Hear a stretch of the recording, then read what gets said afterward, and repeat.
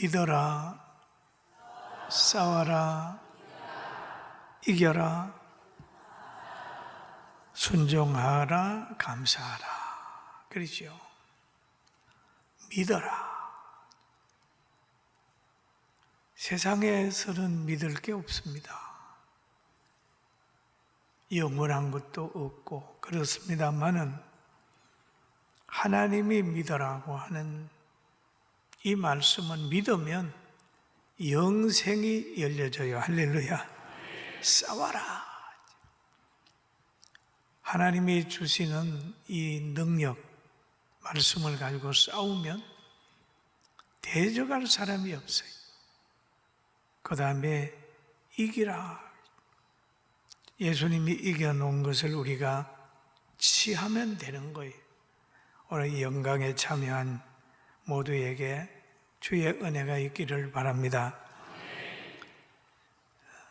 하나님의 예정대로 예수님이 이 땅에 오셨고, 이 땅에 오신 예수님이 승리하고 돌아가셨어요. 천국 가셨는데 성천하신 후에 하나님의 예정대로 오순절에 성령이 임했습니다. 성령이 임했어요. 갈릴리 사람들이 막 오순절에 방언을 하게 되니까 그 방언이 천하각국에서 모여온 유대인들, 이 사람들이 자기 언어로 천국에 대한 신비스러운 말을 듣게 되는 거예요. 그러니까 야, 이거 어떻게 된 거냐? 이 사람들이 좀 이상하다, 막 세술에 취했다고 하고 막 조롱하는 사람들이 있게 될 때에 성령 받은 베드로와 11 사도가 마음을 같이하여 일어나가지고 한 말이 있습니다. 그 말은 뭐냐면, 여러분, 여기에 일어나는 사건은 하나님이 예언한 것이 지금 성취되고 있습니다 라면서 하나님의 계시의 말씀으로 그 사건을 설명을 하고 있어요. 말세의 내용으로 부어준다고 했는데 그것이 지금 이루어지고 있습니다. 그렇게 해가지고 그들이 다시 하나님을 알도록 하나님의 계시로 돌아가도록 만들었어요. 그러면서 팍 변화되는 사회를 설명하기를, 주의 크고 영화로운 날이 이르기 전에 해가 변하여 어두워지고 달이 변하여 피가 되리라. 전체의 변화가 오고 사람들의 변화가 오고 환경의 변화가 오고 모든 지구의 변화가 온다는 것을 얘기하면서 그 변화 다음에 영화로운 날이 온다, 그렇게 설명을 했습니다. 그러니까 그런 환난 속에서 여러분들은 주의 이름을 부르십시오. 그러면 구원을 받습니다.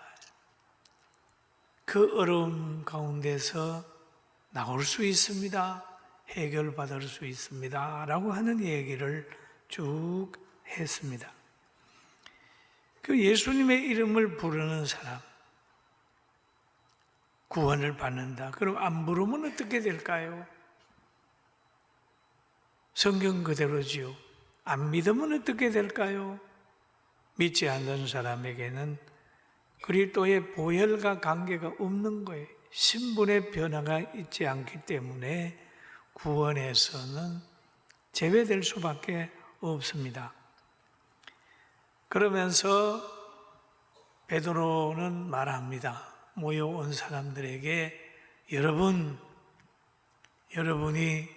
죄를 졌습니다. 여러분이 죽이라고 했고 저주하고 멀리 했던 그 예수님이 하셨습니다. 그분은 주님이 되셨습니다. 그리스도가 되셨습니다. 그렇게 말을 하는 거예요. 그럼 여기에 책망한 내용을 보면 너희가 나사렛 예수를 죽였다. 법 없는 사람들의 손을 빌어서 예수님을 죽였다. 그럼 법 없는 사람들은 누구냐? 로마 병정들, 율법 없는 사람들, 중심 없는 사람들을 통하여 너희가 예수를 죽였다.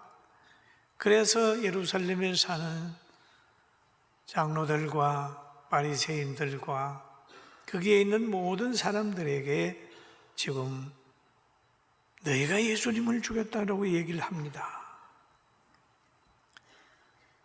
그러면서 하는 말이 예수님은 너희가 죽였지만은 그분은 부활했다. 부활했다. 부활해가지고 그분은 성천하셨다. 그러면서 사도행전 2장 36절에 보면 그런즉 이스라엘 온 집은 확실히 알지니, 적당히 알지 말고 확실히 알아라. 확실히 알아라. 알지니 너희가 십자가에 못 박은 이 예수를 하나님이 주와 그리스도가 되게 하셨느니라 라고 했습니다. 얼마나 간장이 서늘한 소리겠어요?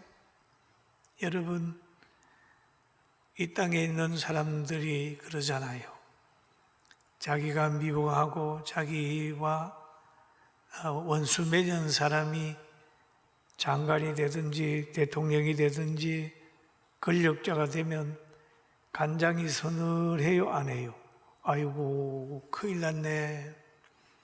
저 사람 저 권력 가지고 나 해야 하면 어떻게 해? 그러면서 어떤 사람은 막 외국으로 막 세상 말로 토끼기도 하고 뭐 그러지 않습니까?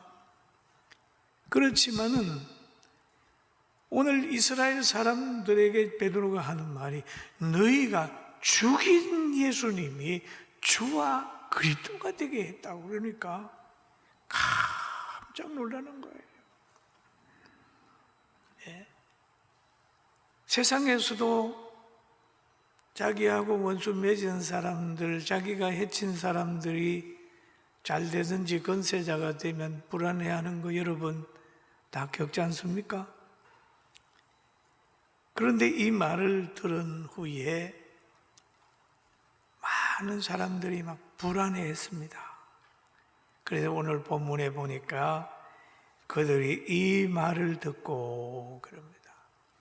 너희가 죽였다고 하는 말, 주와 그리스도가 되게 했다는 그 말을 듣고 그 말이죠. 이 말을 듣고 마음에 찔려, 마음에 콱 찔리는 거예요. 그러니까 베드로와 다른 사도들에게 물어 이르되 형제들아 우리가 어찌할꼬 하거늘 어찌할꼬 우리가 이렇게 큰 죄를 졌는데 이게 어찌할꼬. 그러니까 베드로가 그러는 거예요. 대안을 제시하는 거예요. 대안을 제시를. 근데 대안을 제시하기 전에 그 베드로의 이 말이 성령 받아 전하는 이 말이 사람의 마음에 콱 심기어진단 말이에요. 이게 건세입니다. 말씀의 건세. 그러니까 하나님의 말씀은 능력이 있어서 듣는 사람들이 마음이 막 찔렸어요. 이럴 때에 베드로는 또 말합니다. 찔려서 괴로워하는 그들을 향하여 사도행전 2장 38절에 말씀하기를 베드로가 이르되 너희가 회개하여 라는데 참 귀합니다. 회개라고 하는 거예요. 회개하여 각각 예수 그리스도의 이름으로 세례를 받고 제사함을 받으라. 그리하면 성령을 선물로 받으리니라고 얘기를 합니다. 여러분, 인생이 우리가 받은 최고의 선물은 회개라는 선물입니다. 할렐루야. 회개. 문제 해결의 열쇠는 회개에 있단 말이에요. 엄청나게 큰 죄도 회개를 통해서 해결이 되는 거예요. 회개를 하는데, 회개는 예수 그리스도의 이름으로 하는 거예요. 그리고 죄 사함을 받는 겁니다. 그러면 죄가 또 뭐냐? 이게 죄가 뭐냐? 죄가 뭐? 예수 안 믿는 게 죄지요. 제일 큰 죄는 예수님 안 믿는 게 죄고, 선을 알고도 행치 않는 게 죄고, 또 그 남의 십계명을 범한 것도 죄고, 사랑하지 않는 것도 죄고, 그런 여러 가지 죄가 있어요.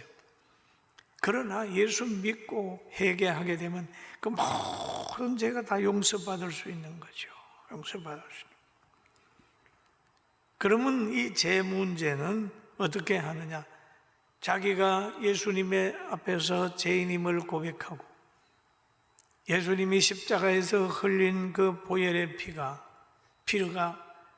나의 죄를 담당한 줄로 믿고 주님을 고백하는 거예요. 그래야지 죄 문제가 해결되는 겁니다. 그리고 이 회개하게 되면은 하나님이 주는 은혜가 뭐냐 하면 성령을 준다. 회개하는 모든 자에게 준다.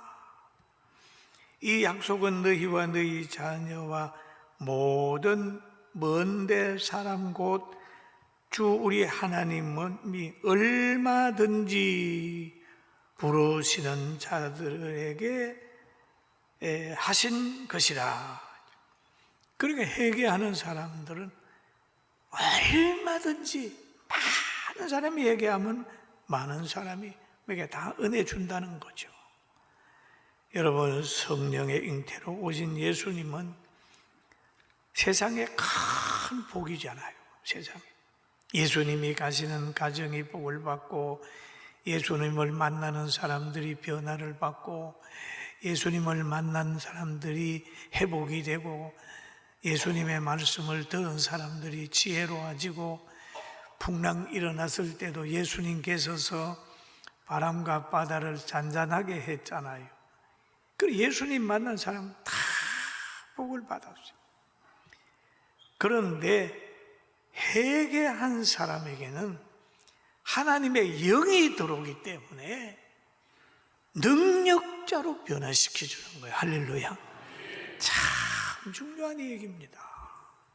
예수님에 들어간 동네가 복을 받았다면 회개하고 성령 받은 사람은 능력자가 되는 거예요. 능력자가 되는 거예요. 내 속에 들어오시니까요. 그래서 성천하시기 전에 예수님이 하신 말씀이 있어요. 오직 성령이 너희에게 임하시면 너희가 권능을 받고 예루살렘과 온 유대와 사마리아와 땅끝까지 이르러 내 증인이 되리라. 증인이 되리라 라고 얘기를 해요. 그래서 성령의 사람은 뭐냐면 능력의 사람이 되는 거예요. 환경을 이기는 사람이 되는 겁니다. 그리고 성령 받으라고 말씀하시면서 베드로가 또 한 말씀을 더 하고 있어요. 또 여러 말로 학정하여 하며 간하여 이르되 너희가 이 패역한 세대에서 구원을 받아라. 이 패역한 세대에서 구원을 받아라. 그러면 가슴에 받은 성령의 역사를 생활로 옮겨라. 삶을 바꾸라. 세대 속에서 구별된 생활을 하라. 그 말씀이잖아요. 그러면 예수님이 십자가에 못 박힐 때, 그때도 보면은 우상 섬기고 물질 섬기고 정욕대로 사는 사람들이 많았어요. 또 하나님의 말씀을 듣고 있는, 설교를 듣고 있는 그들 중에도 그 구원받기 전이기 때문에 그 어둠의 세력에 붙들려 있는 영에 속한 사람이 있었어요. 그러니까 이 패역한 세대에서 구원을 받으라 그랬습니다. 그러니까 구원받은 것이 얼마나 중요하고 신앙생활하는 것이 얼마나 영광이라는 걸 늘 기억하고 하나님께 영광을 돌리는 복받은 사람 되기를 주의 이름으로 축원합니다. 저는 목회하면서 한 47년이라는 곳에 한 장소에 있다가 보니까 아이가 어른 되는 걸 봤고 며느리가 시어머니 되는 걸 봤어요.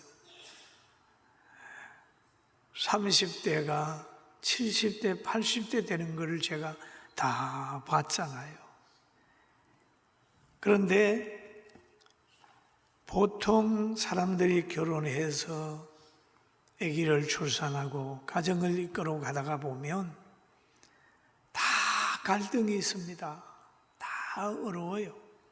사업에 대한 어려움, 부부간의 갈등, 고부간의 갈등, 자녀들이 사춘기 맞으면서 어려움 당하는 그런 갈등을 많이 겪습니다. 그럴 때 그 갈등을 해결하는 사람들을 제가 이렇게 봐요. 어떤 사람은 부부간의 갈등을 세상적인 방법으로 풀어가는 사람도 있고, 경제적인 어려움을 어떤 세상적인 방법으로 저 모압으로 가서 풀어가는 엘리멜렉 방법으로 풀어가는 사람이 있는가 하면 늘 보아스처럼 풀어가는 사람도 있어요. 그래서 우리 권사님들, 오래된 권사님들, 좋은 권사님들 보면 30대, 20대 만난 사람도 있잖아요. 힘들고 어려우면 교회에 와가지고 한없이 울고 갑니다. 많이 울어요. 나 우는 거 많이 봤어요. 새벽 예배 나오면 팍팍 울어요. 자녀 문제를 가지고도 울고, 남편 문제를 가지고도 울고, 사업 문제를 가지고 우는데 그 사람들이 3, 40년 다 지나보면 눈물의 열매가 그대로 현장에서 맺어지는 걸 저는 보고 삽니다. 할렐루야. 그런데 이 문제를 세상적으로 해결하려고 하니까 갈등하고 어려움 당하고 그럽니다. 여러분, 세상 방법으로 풀지 말고 어려울 때 하나님 앞에 기도하면서 하나님 앞에 지혜를 구하게 되기를 주님의 이름으로 축원합니다. 축원합니다. 풀어가는 거예요. 여러분 가정도 그렇지만은 저희 가정도 제 아내를 보니까 늘 기도함으로 풀어가요. 힘들고 어려울 때에 나에게 말하지 않고 그냥 성전에 가서 막 기도하고 최선을 다하는 모습을 제가 보면서 야, 정말 한 사람이 성공하고 승리하고 한 가정이 세워지고 한 교회가 세워질 때 저렇게 눈물로 헌신하는 사람이 있었기에 가능하다 생각하고 영광을 하나님께 돌리고 헌신한 분들에게 늘 존경하고 사랑하는 마음 가지고 삽니다. 할렐루야. 그래서 여기에 보니까 패역한 세대 가운데 구원을 받아라. 그의 가치관으로 살지 말고 진리를 가지고 살아라. 그런 말입니다. 성령의 감동을 받고 살아라 라고 하는 거죠. 패역한 세대. 지금 우리나라도 보면 참 패역해요. 패역해. 너희가 흠없고 순전하여 어그러지고 거스리는 세대 가운데서 하나님의 흠없는 자녀로 세상에서 그들의 가운데 빛들로 나타내며 그랬습니다. 생명의 말씀을 밝혀 나의 다름질이 헛되지 아니하고 수고도 헛되지 아니하므로 그리스도의 날에 내가 자랑할 것이 있게 하려 함이라. 여러분, 생명의 말씀을 밝혀 살면 다름질이 헛되지 않는 것처럼 여러분의 삶이 헛되지 않습니다. 보니까 우리 권사님들의 기도가 헛되지 않았어요. 우리 성도들의 기도가 헛되지 않아요. 저는 제 아내의 기도도 헛되지 않고 우리 성도들의 기도 헛되지 않았습니다.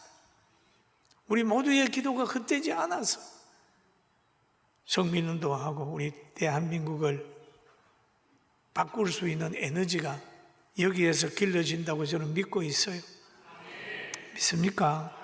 아멘. 그리고 성령을 받은 사람이 나타나 있을 때에 변화가 왔습니다. 그 지역에. 사도행전 2장 41절 같이 한번 읽어볼까요? 시작.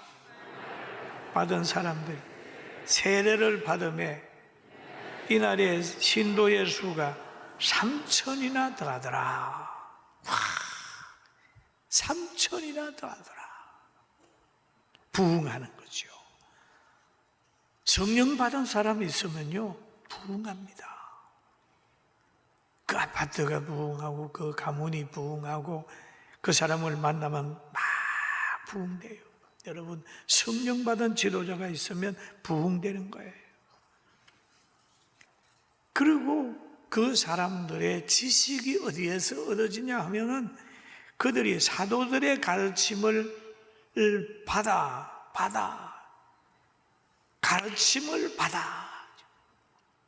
그러면 사도들은 이 말하는 것은 어디에서 온 거냐 하면 이 모든 성경은 하나님의 감동으로 된 것으로 교훈과 책망과 바르게 함과 의로 교육하기 유익하니 이는 하나님의 사람으로 온전하게 하며 모든 선한 일을 행할 능력을 갖추게 함이라. 그럼 사도들은 지금 성령의 감동을 받아 말하기 때문에 사도들의 가르침을 받으면 하나님의 가르침을 받는 것이기 때문에 안전한 길로 갈 수 있어요. 할렐루야. 기계를 고칠 때도 만든 사람이 가르쳐 주는 대로 하면 작동할 수 있잖아요. 그런 것처럼 하나님의 가르침을 받으면 인생을 맛있게 사는 거예요. 이게 사도들의 가르침을 받아 서로 교제하고, 한번 따라할까요? 서로 교제하고, 서로 교제하고. 성도들이 교제하는 것도요, 사도들의 가르침을 받아 서로 교제하는 겁니다. 떡을 떼며 음식을 나누는 거예요. 오로지 기도하기를 힘쓰니라. 무슨 일을 할 때에 하나님께 묻고 가기를 힘쓰는 거예요. 꼭 이런 우리 교회와 우리 성도들이 돼서 앞으로 2025년 잘 보내고 2026년에 더 나은 삶이 여러분 모든 가정에 있고 행복하기를 주의 이름으로 축원합니다. 아멘.